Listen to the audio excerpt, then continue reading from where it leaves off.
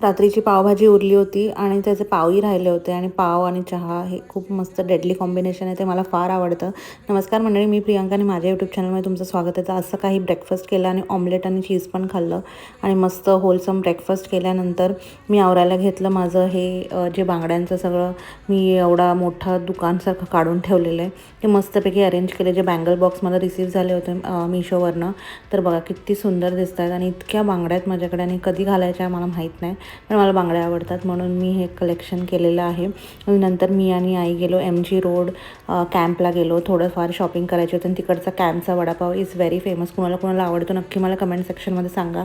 आणि मग आईला चप्पल पण घ्यायची होती चांगली म्हणून स्केचर्समधनं चप्पल घेतली. शॉपिंग करून निघालो घरी आणि लवकर निघालो म्हणून काय ट्रॅफिक भेटलं नाही. आणि मस्तपैकी संध्याकाळचं जेवण वगैरे झाल्यावर आईने क्रिशूसाठी ही गार्बेज ट्रक आणली होती आणि त्याला ती फार आवडली. तुम्हालाही ब्लॉग आवडला असेल तर लाईक, शेअर आणि सबस्क्राईब. भेटूया पुढच्या